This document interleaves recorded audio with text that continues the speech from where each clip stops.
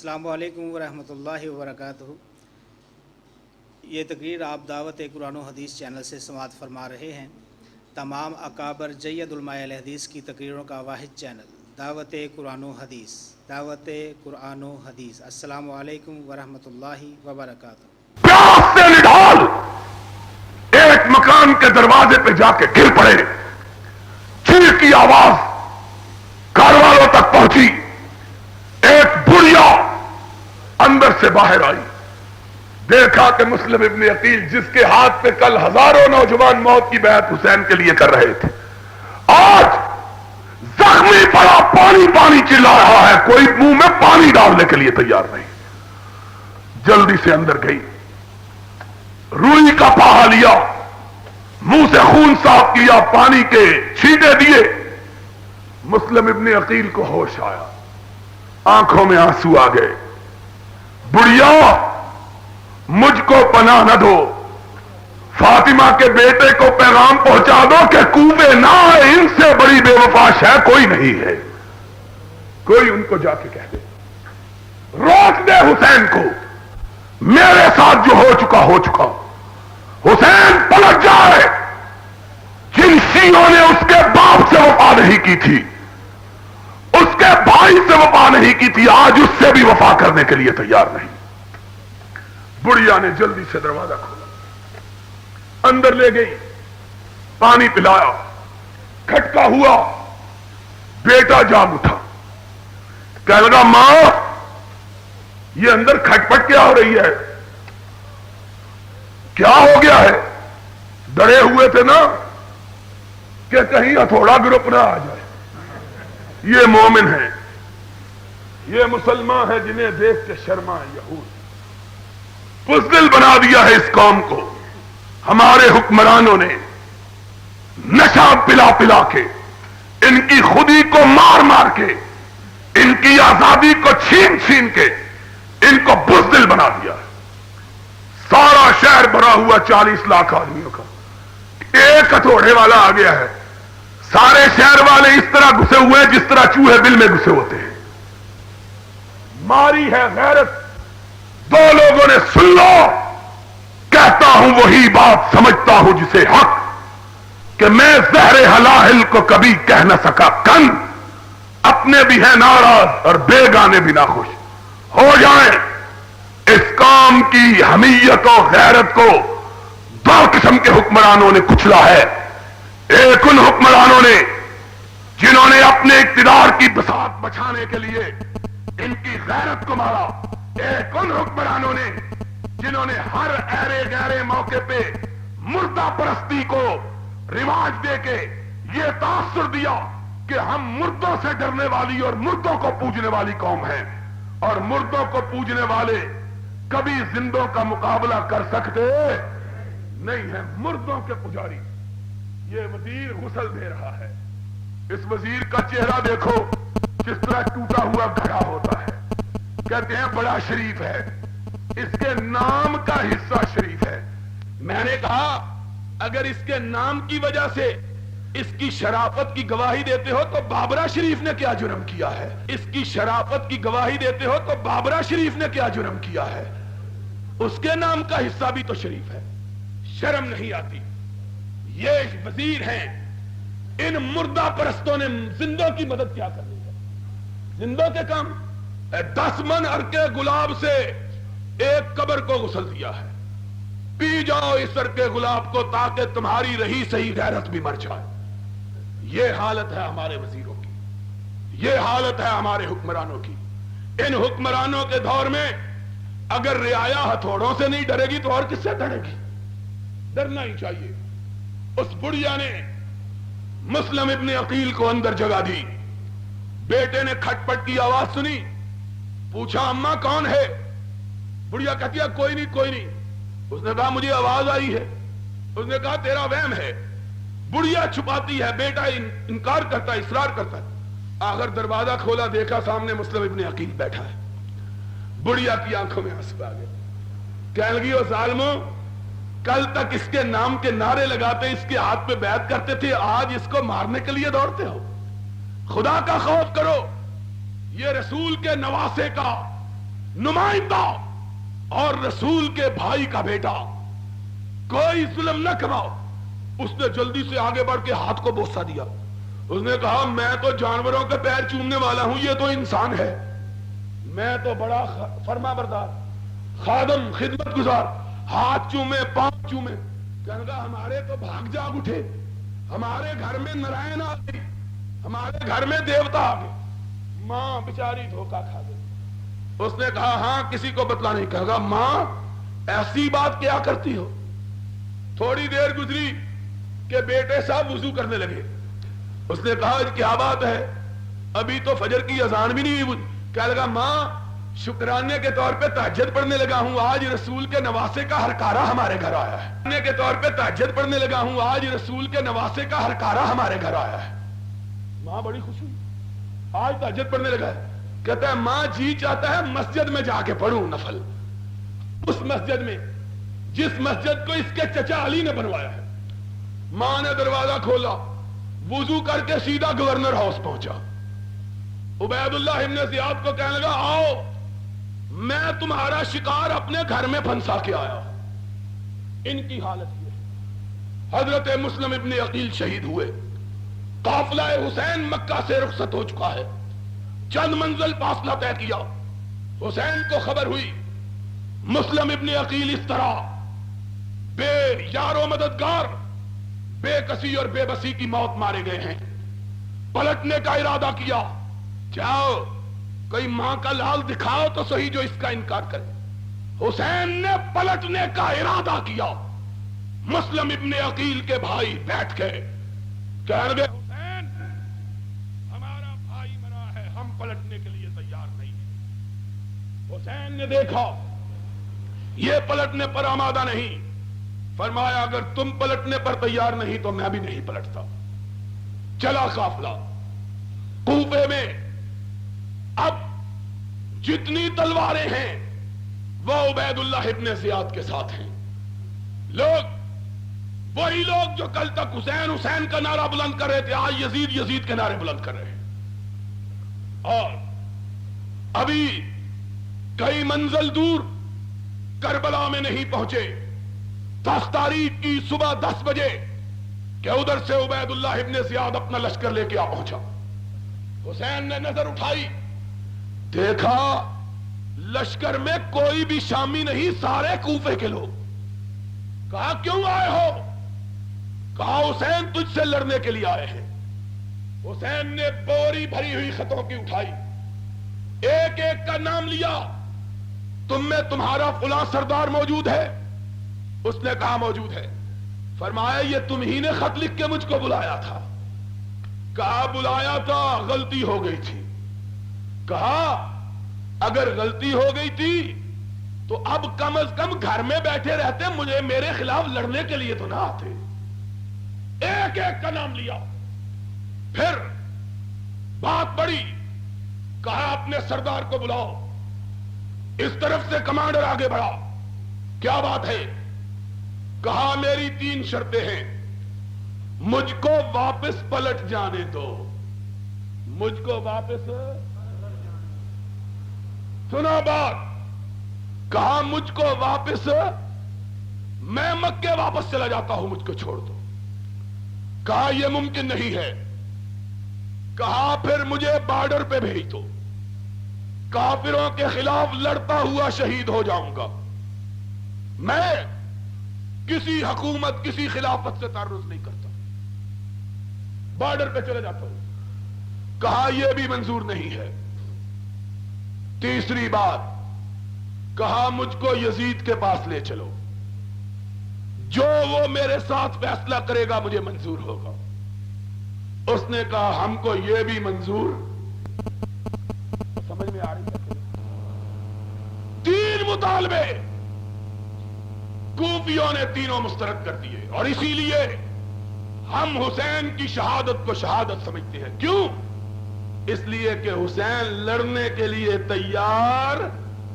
اب بولو, اونچی بولتے کیوں؟ حسین لڑنے کے لیے تیار. مالی کہتا ہے کشتوں کے پشتے لگا دیے, اس مسجد کی چھت سے بھی اونچی لاشیں لگیں. لاشیں گئی کہاں؟ کل کے فرشتے اٹھا کے لے گئے. آئے کہاں سے گئے کہاں؟ کو خدا کا خوف کرو. حسین کی شہادت اس لیے شہادت کہ حسین لڑنے کے لیے تیار. حسین کو مجبور کیا گیا. حسین نے 3 منصفانہ شرائط پیش کی. انصاف کی شرط: واپس پلٹ جاتا ہوں، بارڈر پہ چلا جاتا ہوں، یا یزید کے پاس لے چلو، اس سے گفتگو ہوگی، جو فیصلہ ہوگا مجھے. وہ تو شاہ پرست کہتے ہیں نا کہ بادشاہ سے زیادہ بادشاہ پرست بیڑا گرک کرتے ہیں. بادشاہ سے زیادہ بادشاہ. ضیاء الحق کتنے بیان نہیں دیتا جتنے چمچے بیان دیتے ہیں. کہتے ہیں اسلام کا پاور ٹوٹ جائے گا ضیاء الحق چلا گیا تو. ہم نے کہا ضیاء الحق نہ ہو گیا، منجی کا سیرو ہو گیا، یہ اگر نہیں رہے گا تو پاور ٹوٹ جائے گا. کوئی خدا کا خوف کرو. اس کے آنے جانے سے کیا ہوتا ہے؟ لوگ آتے بھی رہتے ہیں، جاتے بھی رہتے ہیں. وہ کہتے ہیں نا کہ پیرا نمی پرانند مریدا نمی پرند، کہ پیر تو بیچارہ بیٹھنا چاہتا ہے، مرید بیٹھنے نہیں دیتے. اڑ اڑ کے کہہ رہے ہیں امیر المومنین علیہ الصلوۃ والسلام. اب جناب حال یہ ہے کہ وہ بادشاہ پرست زیادہ، انہوں نے کہا نہیں ہم تو بیعت کر کے جانے دیں گے. لڑائی ہوئی، 11 بجے کے قریب جنگ ہوئی، 1:30 بجے کے قریب جنگ ختم ہو گئی. اور یہ بھی اس لیے ہوئی کہ عربوں کا رواج یہ تھا ایک ایک کر کے پہلے لڑتے تھے. ایک ایک کر کے سارے حسین کے ساتھی شہید ہوئے، باقی ایک بچا مردوں میں سے، جس کا نام کیا تھا؟ زین العابدین. اب ذرا یہاں رک کے ایک مسئلہ اور سن لو. ذاکر کربلا کے شہیدوں کا نام لیتا ہے. سنتے ہو کہ نہیں؟ کہتے ہیں فلاں شہید ہوا، فلاں شہید ہوا، فلاں ہوا. ہوئے کون؟ کہتا ہے اون شہید ہوئے، محمد شہید ہوئے، عرفہ ابن اوسجہ شہید ہوئے، ہرتمیمی مارا گیا، فلاں. اور میں نے پوچھا، اور تم بھی یاد کر لو مسئلہ، تم بھی کبھی پوچھنا ذاکر کو. میں نے کہا ساروں کے بیٹوں کے نام لیتے ہو، حسین کے باپ کے بیٹوں کا نام کیوں نہیں لیتے؟ نہیں سمجھا؟ آئیے. اور دوسروں کے بیٹوں کا نام لیتے ہو کہ جعفر طیار کے بیٹے مارے گئے، عقیل کے بیٹے مارے گئے، عبداللہ ابن جعفر کے بیٹے مارے گئے، اوسجہ کا بیٹا مارا گیا. اور یہ کیوں نہیں بتلاتے کہ علی کا بھی کوئی بیٹا شہید ہوا ہے کہ نہیں؟ کیوں نہیں بتلاتے؟ کیوں نہیں بتلاتے؟ ساری دنیا میں ایک کتاب، دعویٰ سن لو، ساری دنیا میں ایک کتاب، ساری دنیا میں ایک کتاب بھی ایسی نہیں جس میں کربلا کا واقعہ بیان ہوا ہو اور اس میں علی کے بیٹوں کا نام درج نہ ہو. دنیا میں ایک کتاب بھی ایسی نہیں جس میں کربلا کا واقعہ لکھا گیا ہو اور علی کے بیٹوں کا نام نہ لکھا گیا. مولوی ہر ایک کا نام لیتا ہے، علی کے بیٹوں کا نام نہیں لیتا. کیوں نہیں لیتا؟ اس لیے نہیں لیتا کہ کربلا کے واقعے کی کتابوں میں لکھا ہے حسین کے ساتھ لڑتے ہوئے، حسین کی حمایت کرتے ہوئے، حسین کے جھنڈے کے نیچے تلوار چلاتے ہوئے سب سے پہلے جو شہید ہوا وہ علی کا بیٹا ابو بکر تھا. پھر جو شہید ہوا وہ علی کا بیٹا عمر تھا. پھر جو شہید ہوا وہ علی کا بیٹا عثمان تھا. نام اس لیے نہیں لیتے کہ اگر ابو بکر و عمر و عثمان کے نام آئیں گے سننے والے کہیں گے ان سے تو دشمنی تھی، علی نے ان کے نام پہ اپنے بیٹوں کے نام کیوں رکھے؟ اس لیے کہ دشمنوں کے بیٹوں کے نام پہ کوئی بندہ اپنے بیٹوں کے نام رکھتا. کس کے نام پہ نام رکھتے؟ اب بولو کس کے نام پر؟ دوستوں کے بیٹوں کے نام پر. پوچھے گا روتا ہوا ہوش میں آ جائے گا، یہ ابو بکر کہاں سے آ گیا، یہ عمر، یہ عثمان، پھر سب کا نام لیتے ہو، حسن کے بیٹوں کا نام کیوں نہیں لیتے؟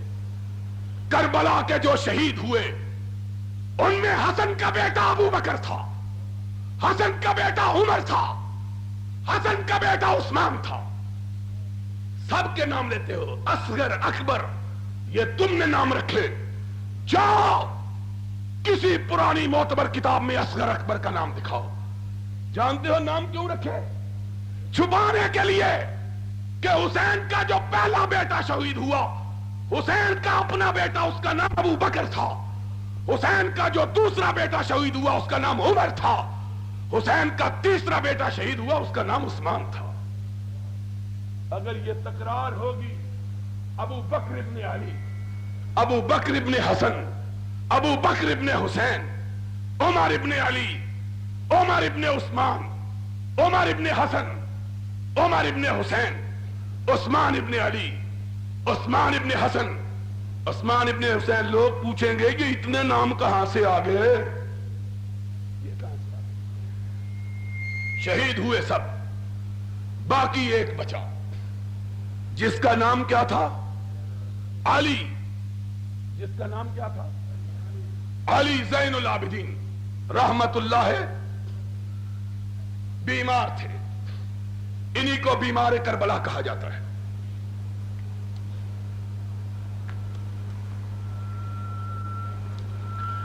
اونٹ پر محمل میں کجاوے پہ ان کو لادا گیا، چلے اب ذرا سنو بات کو، کوفہ کے بازاروں سے گزرے، کتاب تیری تاریخ یعقوبی شیعہ کی، علی زین العابدین کوفہ کے بازاروں سے گزرے، دیکھا لوگ رو رہے ہیں، عورتیں بھی رو رہی ہیں اور مرد بھی رو رہے ہیں، اپنے سر کو اٹھایا، بہن نے آسرا دیا، کہا بہن یہ کون لوگ ہیں؟ کہا یہ تیرے باپ کے شیعہ، کوفے کے شیعہ ہیں۔ کہا بہن یہ کس کو روتے ہیں؟ بہن نے جواب نہیں دیا، پاس پڑوس چلنے والوں نے جواب دیا، زین العابدین یہ تیرے باپ کو روتے ہیں۔ تاریخی الفاظ اور شیعہ کتاب کے، کہا من قتلہ اذن، اگر کوفی میرے باپ کا ماتم کرتے ہیں تو مجھے یہ تو بتلا دو میرے باپ کا قاتل کون ہے؟ خود قتل کیا، خود رو رہے ہیں، خود مارا، خود شہید کیا، خود ماتم۔ من قتلہ اذن، اگر یہ میرے باپ کے قاتل نہیں تو میرے باپ کے قاتل کہاں سے آئے تھے؟ انہوں نے دیکھا کہ ان پر وہ تہمت لگی جو قیامت تک ان کی دھوئی جا سکتی، خود بلایا خود مروایا، خود بلایا خود مروایا۔ انہوں نے سوچا اب کیا کیا جائے، اس تہمت کو دور کیسے کیا جائے؟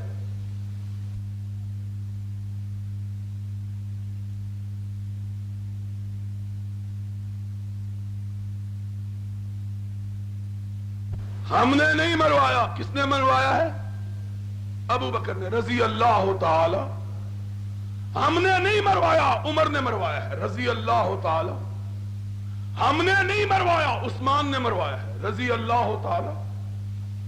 پوچھنے والے نے پوچھا اہم کو، کربلا کے واقعے سے 50 40 30 برس پہلے یہ لوگ تو رخصت ہو چکے، انہوں نے کیسے مروایا؟ کوئی سمجھ آ رہی ہے بات؟ یار نہیں سمجھ آ رہی تو جان چھڑو، پھر آ رہی ہے؟ کتنی دیر تک آئے گی؟ کیوں بھائی سننا چاہتے ہو بات کہ نہیں؟ پچھلے ستے دن میرا خیال ہے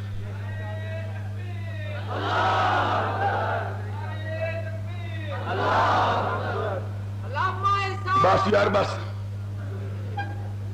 کہا انہوں نے نہیں مروایا، انہوں نے مروایا۔ اس نے کہا کیسے؟ عقل کی بات کرو، یہ تو واقعے سے 30 40 50 برس پہلے جا چکے۔ کہنے لگے وہ تو ٹھیک ہے لیکن ہاتھ ہی نہیں کا ہے۔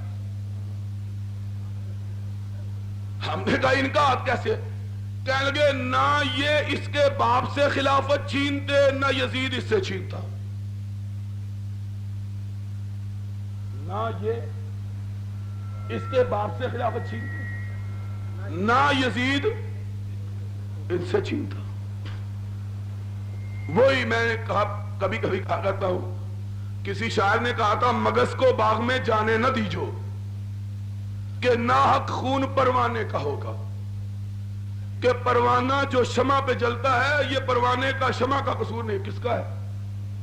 شہد کی مکھی کا۔ شہد کی مکھی کا کیا تعلق ہے بھلے مانس؟ کہنے لگا شہد کی مکھی باغ میں گئی، وہاں پھول لگے، اس نے ان کا رس چوسا، اس رس چوس کے شہد کا چھاتا بنایا، وہاں شہد سجایا، شہد کے چھاتے سے موم بنا، موم سے موم بتی بنی، موم بتی جلی اور اوپر پروانہ آیا۔ اس لیے قصور موم بتی کا نہیں، شہد کی مکھی کا ہے۔ یہ بات ہوگی۔ کہہ لگے نہ خلافت ابو بکر و عمر و عثمان رضوان اللہ علیہم اجمعین علی سے چھینتے، اور نہ ہی یزید حسین سے چھینتا، اور نہ ہی یہ واقعہ کربلا ہوتا۔ اس لیے معلوم ہوتا ہے قصور ان کا ہے۔ ہم نے کہا اگر صدیق و فاروق نے علی کی خلافت چھینی تھی، ٹھیک ہے نا، اور یہی سنتے رہے ہو نا 10 دن، یہی ہے نا بات، وگرنہ صدیق و فاروق کا تذکرہ کیا ہو؟ مسئلہ تو خلافت، اور مسئلہ ویسے حل نہیں ہو سکا تو اذانوں میں کہنے لگے علی ولی اللہ وصی رسول اللہ خلیفۃہ بلا فصل۔ کسی نے کہا کہ تیرے شریک کا چہرہ سرخ ہے، کہنے لگا کوئی بات نہیں، میں تھپڑ مار مار کے سرخ کر لوں گا۔ بن نہیں سکا، یہ اذان سے بنا رہا ہے مولوی، سمجھتا ہے میری اذان دینے سے علی خلیفہ بن جائے گا۔ علی ولی اللہ وصی رسول اللہ خلیفۃہ، یعنی رسول کا بلا فصل خلیفہ کون ہے؟ علی۔ تیری اذان سے تو نہیں بن جانے، تیری اذان سے کیا فائدہ؟ کہتے ہیں انہوں نے چھینی۔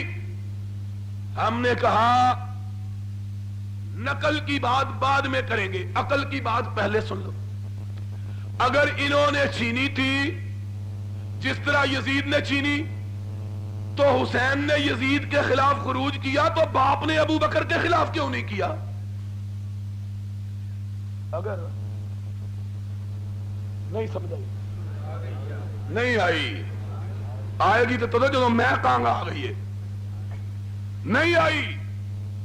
اس لیے نہیں آئی کہ تمہارے بقول جب حسین کی خلافت چھینی گئی تو بوڑھے تھے، 60 سال کے بوڑھے تھے، اور کوئی خیبر بھی پہلے فتح نہیں کیا تھا، کسی بدر میں جوہر بھی نہیں دکھائے تھے، کسی مرحب کو قتل بھی نہیں کیا تھا، ذوالفقار بھی ان کے پاس موجود نہیں تھی، اور قلعہ خیبر کا 200 من دروازہ بھی اپنے ہاتھ سے نہیں اکھاڑا تھا، نہیں نہ کیا تھا یہ کچھ بھی۔ بڑھاپے کے باوجود خلافت چھننے پر خبر اور خاموشی اختیار نہیں کی، اور تمہارے بقول جب علی سے چھینی گئی تو اس وقت وہ 30 سال کا جوان رانا تھا، 30 سال کا جوان۔ اگر بوڑھا خروج کر سکتا ہے تو جوان نے کیوں نہیں کیا؟ اور نہیں سمجھ آئی۔ جس دن نبی کائنات صلی اللہ علیہ وسلم کی وفات ہوئی ہے، نبی کا انتقال ہوا ہے، نبی فوت ہوئے ہیں، آج اہل حدیث مولوی بھی پراپوگنڈے سے مروب ہو کہتے ہیں وصال ہوا ہے. کیا وصال ہوا ہے؟ یہ کہاں کا لفظ ہے؟ کون سے قرآن میں، کون سی رسول کی حدیث میں؟ چھوڑو مداہنت پسندیوں کو، لوگوں کی پیشانیوں کو مت دیکھو، رب کے قرآن کو دیکھو. انکا میتن وانہم میتون. تو بھی میرے نبی مرنے والا، یہ بھی لوگ بھی. مولوی ڈرتے ہیں، مثال ہو گیا. اگر اتنا ہی ڈرتے ہو تو ان کی طرح جرأت سے کہو جو یہ کہتے ہیں نبی جب فوت ہوئے. نہیں وہ تو فوت کہتے ہی نہیں. کہتے ہیں نبی کو جب دفنانے کے لیے لے چلے تو نبی آنکھیں کھول کے باتیں کر رہا تھا. یہ ملا نے لکھا. اور ایک نے یہاں تک لکھا معاذ اللہ ثم معاذ اللہ کہ نبی اسی طرح اپنی قبر میں زندہ ہے جس طرح دنیا میں زندہ تھا. اور یہی نہیں بلکہ نبی پر اس کی عورتیں پیش کی جاتی ہیں. معاذ اللہ. مولوی تیرا دماغ کہاں تک پہنچا ہے؟ تیرے دماغ پہ جنس سوار ہے. اور ہم نے اپنی کتاب میں حوالہ دیا بجائے اس بات کے کہ جرأت کر کے تردید کرتے کہا لگا کتاب ضبط کر لو. کبھی حق بھی ضبط ہوا ہے اور مردہ پرست وزیر کہنے لگے ضبط ہو گئی. ہم نے کہا تیری ضبطی کو ہم مانتے ہی نہیں. انشاءاللہ ایک دن آئے گا تیری وزارت بھی ضبط اور تو بھی ضبط ہو جائے گا. حق کبھی ضبط ہو سکتا کر کے دیکھ. ہم نے کبھی اللہ کی رحمت سے کسی غیر خدا سے ڈرنا نہیں سیکھا ہے. ان کو تو دعائی غیر اللہ کی آتی ہے. کتاب بند کروانے کے لیے بھی غیر اللہ کی دعائی، غیر اللہ کی دعائی. تو میں یہ کہہ رہا تھا نبی پاک حضرت محمد الرسول اللہ صلی اللہ علیہ وسلم کی وفات کے بعد وقت حضرت علی کی عمر کتنی تھی؟ 30 برس. اور 30 برس کا آدمی جوان رانا ہوتا. 30 برس کا آدمی جوان بھرپور جوانی 30 سال کی ہوتی ہے. اگر 60 سال کا بوڑھا اپنے حق کے چھننے پر خروج کرتا ہے تو 30 سال کے جوان نے کیوں نہیں کیا؟ اور 30 سال کا جوان وہ ہے کتنے گیا تھا مولوی عبد الغفور. مولوی صاحب بیٹھے تھے ہو نا. ان کے ایک یار نے لکھا تھا جنگ اخبار میں، کہا کہ حضرت علی لڑتے لڑتے خیبر کے میدان میں ان کی ڈھال ٹوٹ گئی. یاد ہے مولانا کہ نہیں؟ کہنے لگے ڈھال ٹوٹ گئی. ڈھال جانتے ہو ایک تلوار ہوتی ہے اور ایک تلوار سے بچاؤ کے لیے لوہے کا ایک توا سا بنا ہوتا ہے، گولا سا. تلوار اس پہ مارتے ہیں سینے میں، وہ آگے کر دیتا ہے لوہے کا تاکہ تلوار اس کو لگے جسم. کہتے ہیں لڑتے لڑتے ڈھال ٹوٹ گئی. اچھا جی پھر؟ کہنے لگے اب بچاؤ کے لیے کوئی چیز نہیں تھی. پھر کہنے لگے سامنے خیبر کا دروازہ تھا قلعے کا، اور دروازہ کتنا وزنی تھا؟ کہنے لگے 40 آدمی مل کے اسے کھولتے اور بند کرتے تھے. 40 آدمی دھکا لگاتے تھے تب بند ہوتا تھا. 100 گز لمبا 40 گز چوڑا.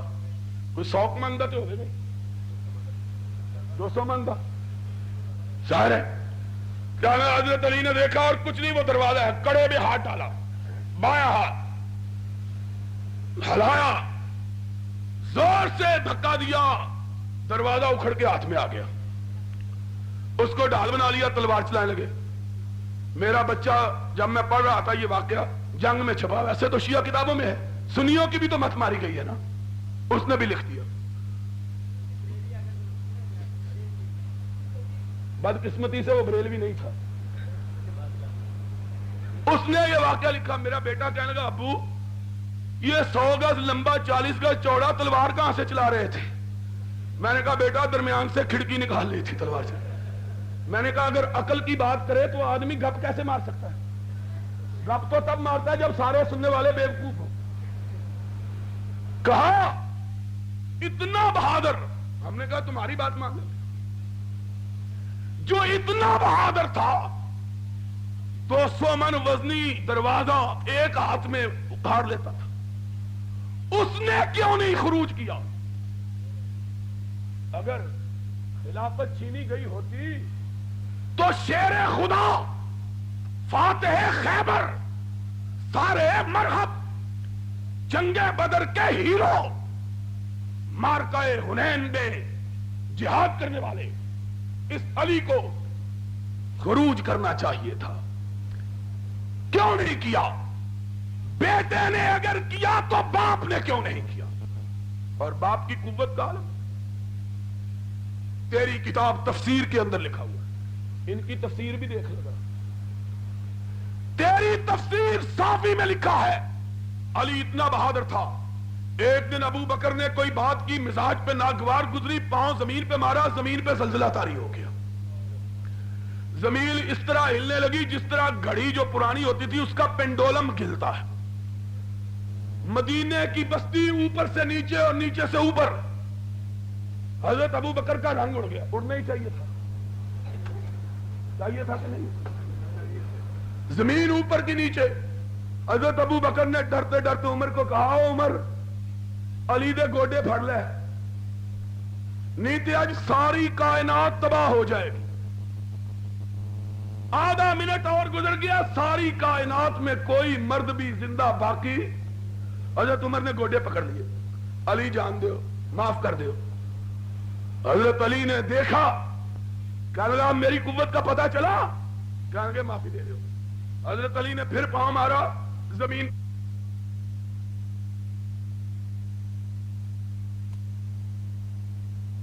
السلام علیکم ورحمۃ اللہ وبرکاتہ۔ یہ تقریر آپ دعوت قرآن و حدیث چینل سے سماعت فرما رہے ہیں۔ تمام اکابر جید علماء اہل حدیث کی تقریروں کا واحد چینل دعوت قرآن و حدیث، دعوت قرآن و حدیث۔ السلام علیکم ورحمۃ اللہ وبرکاتہ۔ معاف کر دیو۔ حضرت علی نے دیکھا، کہنے لگا میری قوت کا پتہ چلا، کہنے لگے معافی دے دیو۔ حضرت علی نے پھر پاؤں مارا، زمین پہ سکتہ طاری ہو گیا، اذا زلزلت الارض زلزالہا۔ اس آیت کے نیچے لکھا ہوا ہے تفسیر صاحب، جو اتنا طاقتور تھا کہ اس کے زمین پہ پاؤں مارنے سے زمین پہ زلزلہ طاری آ جاتا تھا، اس کا حق چھینا گیا تو اس نے خروج کیوں نہیں کیا؟ بولو، اس نے خروج کیوں نہیں کیا؟ اگر یہی بات تھی خروج کرتے، بلکہ یہی نہیں، آج ذرا ایک مسئلہ یاد کر لینا، اپنی گرہ میں باندھ لینا، رب کائنات کی قسم ہے، ایک مسئلہ یاد کر لو، ساری کائنات کے روسیا اکٹھے ہو جائیں، اللہ کے فضل و کرم سے مل کر اس کا جواب نہیں دے سکتے۔ ان سے پوچھو، اگر علی کا حق مارا گیا تھا تو تمہاری ساری کتابوں کے اندر، کافی کلینی کے اندر، تہذیب الابصار کے اندر، الارشاد کے اندر، اعلام الورا کے اندر، کشف الغمہ کے اندر، جلاء العیون کے اندر، حیات القلوب کے اندر، منتہی الاعمال کے اندر، تمہاری ساری فقہ کی کتابوں میں یہ کیوں لکھا ہوا ہے کہ حضرت علی مرتضی رضی اللہ تعالی عنہ صدیق اکبر کی خلافت میں چیف جسٹس مقرر کیے گئے، اور آپ نے قاضی القضات کی حیثیت سے جب تک ابو بکر زندہ رہے، قاضی القضات کی حیثیت سے ملک میں قضات کے فرائض سر انجام دیتے رہے۔ بتلاؤ، اگر علی کا حق چھینا گیا تھا تو حق جس نے چھینا تھا اس کا عہدہ علی نے قبول کیوں کیا؟ اس کا عہدہ علی نے قبول، اب بولو، آج ہم جیسے فقیر لوگ، ہم جیسے غریب لوگ، ناتواں کمزور لوگ، سنو آج بات، کبھی میں نے تقریر میں اپنی بات نہیں کہی ہے، لیکن مسئلے کو سمجھانے کے لیے کہتا ہوں، ہم جیسے کمزور لوگ، اخباروں میں پڑھا سی آئی ڈی والے لکھ رہے ہیں ہماری جائیداد ضبط کی گئی، جس کوٹھی میں رہتا ہوں اس کو ضبط کیا گیا، اس امارت المومنین کے دور میں، اس خلیفۃ المسلمین کے دور میں میری جائیداد ضبط کی گئی۔ جرم کیا تھا؟ جرم یہ تھا کہ میں اس جابرانہ، غاصبانہ اور آمرانہ حکومت کو اسلامی ماننے کے لیے تیار نہیں ہوں۔ عہدوں کی پیشکش ہوئی، اگر اندھے رویت حلال کمیٹی کے ممبر اور چیئرمین بن سکتے ہیں، ہم کو کون سی بات نہیں مل سکتی تھی؟ ہم نے کہا سن لو، جائیداد ضبط کر لو، تمہارا نہیں۔ سب نے جانا ہے انشاءاللہ، اصل وہاں بات ہوگی۔ آج تو تمہید باندھی ہے، میں نے کہا تمہارے ذہنوں کو ذرا تیار کر دوں، انشاءاللہ اصل بات وہاں ہوگی، یا اگلے سال انشاءاللہ اپنی جامع مسجد میں ہوگی۔ پتہ ہے کتنے؟ شادمان کتنے بلا؟ لوگ کہتے تھے بھابیوں کی مسجد ہی کوئی نہیں، وہ چینیاں والی میں لوگ جاتے ہیں، آگے جگہ نہیں ملتی، واپس آ جاتے۔ میں کہتا ہوں یار جمعہ پڑھنے نہیں آتے، کہیں لنگن دی جگہ ہی کوئی نہیں۔ ہم نے کہا اچھا تھوڑے لنگن دی جگہ تے بنا دئیے۔ اللہ کے فضل و کرم سے 1 ایکڑ جگہ خریدی ہے 70 لاکھ روپے کی، اور آمین ہی کہہ دیو بھابیوں، دعا کرو اللہ اسے مکمل کر دے۔ میں آج ایک بندہ لے کے آیا سا نال سامیاں توڑنے واسطے، 52 لاکھ روپیہ کٹھا ہو گیا، 18 لاکھ روپیہ کٹ ڈالی۔ دعا کر دے اللہ پورا کر دے، کوئی ہماری بھی شایان شان مسجد بن جائے۔ آج یہ تعالیٰ صاحب کچھ سمجھ آؤں دیجیے پہ گل انشاءاللہ۔ تو بات میں یہ کر رہا، اگلے سال یہاں بھی بات ہوگی انشاءاللہ۔ تو بات میری سن لو، یہ تو 18 لاکھ روپیہ کٹھا کر دو تو میں جمعہ اتنے شروع کرا دینا۔ مولوی عبدالغفور صاحب نے اتنے بھیج دیا گے، انہیں تبادلہ ہو جائے۔ سکول ماسٹر کا جو ہوتا ہے مولویوں کا بھی ہونا چاہیے۔ تو میں یہ کہہ رہا تھا، سن لو آخری حوالہ ذرا جی کھول کے سنو، کان کھول کے۔ کہتے ہیں خلافت، مسئلہ خلافت، کہتے ہیں جناب اگر صدیق و فاروق و عثمان نہ چھینتے تو یزید کو بھی چھیننے کی جرت۔ ہم نے کہا 1 منٹ کے لیے مان ہی لیتے ہیں کہ صدیق و فاروق و عثمان نے چھین لی تھی، مان لیتے ہیں، اور پھر تو علی کے قبضے میں آ گئی تھی، بولو آئی کہ نہیں؟ اور سن 35 ہجری میں آئی کہ نہیں واپس؟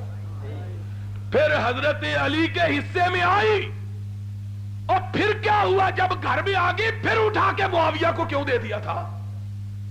ایک بات، اور دوسری بات سن لو، اگر انہوں نے خلافت چھینی ہوتی، تمہارے 6 شیعہ مورخوں نے لکھا ہے، مسعودی نے مروج الذہب میں، یعقوبی نے تاریخ میں، اربلی نے کشف الغمہ میں، انہوں نے لکھا کہ حضرت عمر نے اپنے دور خلافت میں 4 مرتبہ حضرت علی کو اپنا قائم مقام سربراہ بنایا تھا حکومت کا۔ کتنی مرتبہ؟ 4 مرتبہ۔ خود سفر پہ گئے، قائم مقام صدر کس کو بناتے گئے؟ حضرت، اگر حضرت علی کی غصب ہوئی ہوتی تو پھر ضیاء الحق نو کہو ہاں سانو ایک دن قائم مقام بنا کے دیکھے ذرا، ایک دن بس دیکھ لے، یہ پھر قریب آ گیا ساڈا نام ہٹا دئیو۔ اگر حضرت علی رضی اللہ تعالی عنہ یہ سمجھتے فاروق و صدیق نے میری خلافت چھینی، تو جب قائم مقام صدر بنے، حکمران بنے، مدینے کے سربراہ بنے، تو اس وقت ان کو واپس دینا چاہیے نہیں تھی۔ لیکن کیا ہوا؟ جانے لگے عمر، قائم مقام بنا کر گھوڑے کی لگام تھام دی، کہا عمر مت جاؤ، اگر تم پہ افتاد آ گئی تو مومنوں کی امت باقی نہیں رہے گی۔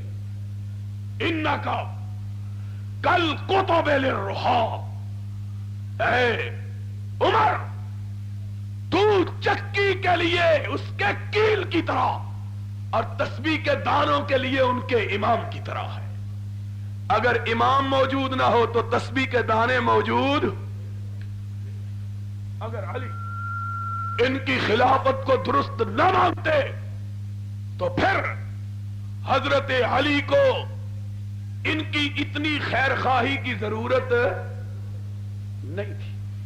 معلوم ہوتا ہے کہ علی بھی سچا، حسن بھی سچا، حسین بھی سچا، صدیق بھی سچا، فاروق بھی سچا، ذوالنورین بھی سچا، رضوان اللہ علیہم اجمعین، اور جھوٹے رہ گئے ہو تو تم ہی رہ گئے ہو.